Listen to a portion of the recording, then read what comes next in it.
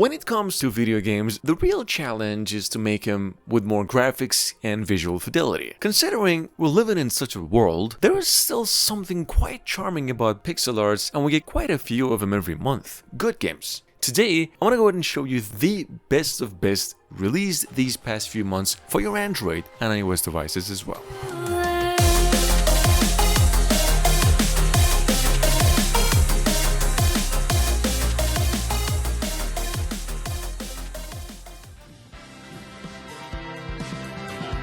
Number one, weird pitch. Not a pixel art as it used to be, but the news couldn't wait, and y'all with a tiny bit of interest for playing games, I'm pretty sure want to hear. Slug Awakening went on live just now through a beta for everyone literally worldwide. It's already downloaded 1 million times on the Play Store alone, and it's not an idle RPG like it was kind of featured in the trailers. It's actually a side-scroller shooter, just like previous iterations with just 3D graphics and a heck of a lot more replay value. Check it out, the game's about 3 to 4 gigabytes of size and it's out there on both platforms. Available on both the Google and the App Store alongside Steam. Heartwood Online here's a cross-platform free-to-play MMO or an open-world adventure where your main goal is to join forces with other players to raid bosses, find treasures, unlock new abilities and powers, and more. If you like pixel art games and MMOs, you really can't go wrong with this one. It's zero pay to win and whole thing's grind is real. It's actually rated a 5 out of 5 on the App Store. Takes in about 600 megabytes tops, and like I said, you can play it with crossplay.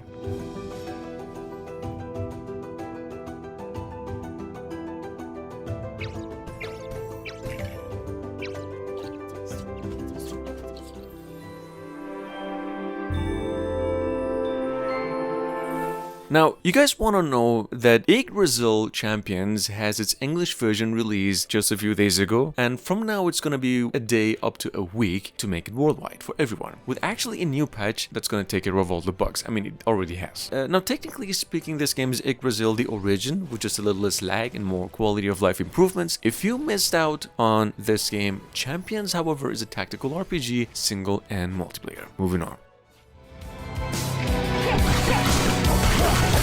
Let's say you had in mind to go for something serious. A couple days ago we came across Eldorant, which is a Souls-like action hack and slash platformer, kind of a mix of Dead Cells and Hollow Knight, with an actual story and quite a bit of inspiration from Castlevania, so it's a Metroidvania. Only downside of the game is that it's, even though on PCs in both the Google and the App Store, is that it's not a free-to-play game. It's a $4 piece of gem that you can try with a controller and all the way offline. Number 5 on both the Google and the App Store since last week, we've got over here sort of Convallaria, a game I've mentioned numerously, still the best looking pixel art tactical action RPG of the past few years, or one that ever landed on mobiles. Believe it or not, Convallaria since a few days ago, where they released a fix, is ranked amongst the top 5 most grossing adventure games on the Play Store. It's fun, fair, free to play and legit, mighty in visuals. One problem is that the game is still in beta and a full English version for it is coming in about a few weeks.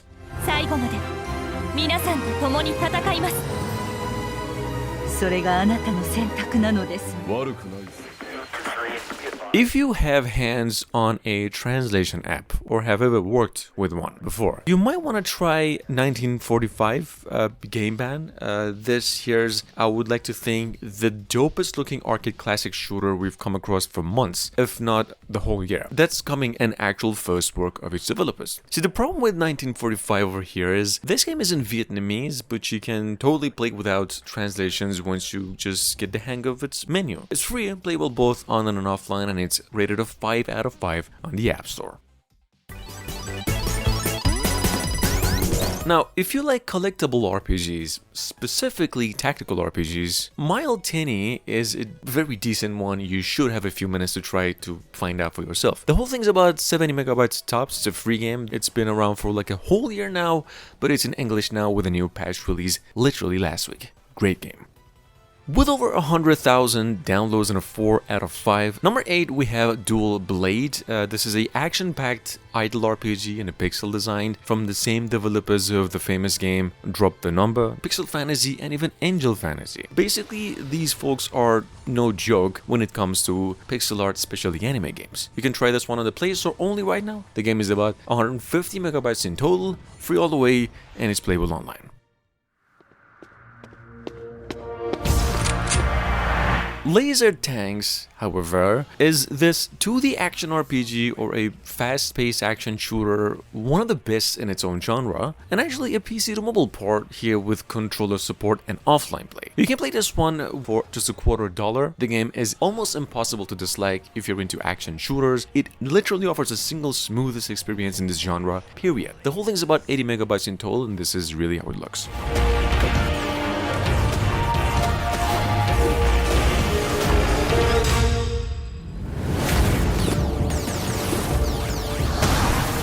Discover stunning worlds.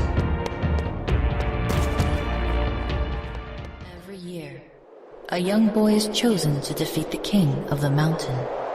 With over 1 million registered players to this very day, number 10, I'm absolutely sure half of you at least know about it already, sitting on all platforms with a literal 10 out of 10 on most websites, and an absolute gem of a puzzle adventure pixel art. We've got Dungeons of Dreadrock. Hell, this game is so well received, these folks are already making a sequel, supposedly releasing for mobiles this year. The reason the game's on the list, however, is because it's playable offline, and we just had a patch a few days ago, literally made the game bug-free.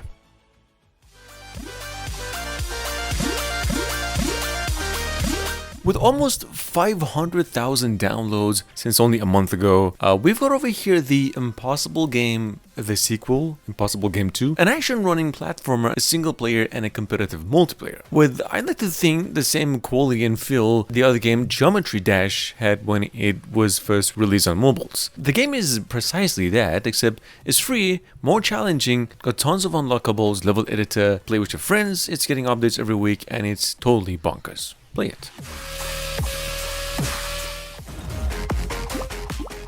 Now, Thunder Samurai has been out for a week, and it is the first decent fighting game we could find that could fit into pixel art category. It's about some samurai protecting his village from invaders, whereas like every 5 minutes in rounds, your mission is to survive waves of them, collect coins, upgrade your stats, and survive more. Anyway, this game's about 50 megabytes in total, totally worth the trouble if you like what you see here and playable online.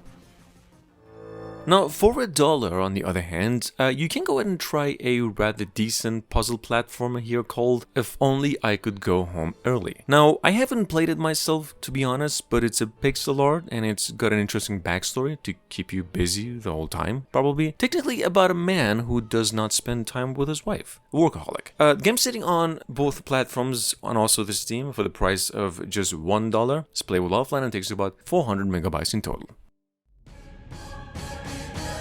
Let destiny guide you. Trial of lightning! May the earth bless the golden light. One huge honorable mention also happens to be the thumbnail. You'll see in a second why this couldn't wait either. Astra Knights of Veda is on its way to mobiles in addition to PCs, and we just heard. They made an official tap page for it, and apparently in about a couple of months from now, it's going to be released on both Steam and Google in the App Store. It's not going to be a free one, it's going to take $5. It is true, the game is not a pixel art in nature, but it's an action platformer and an arcade 2D 3D with the intention to look like a pixel art game. Take a look.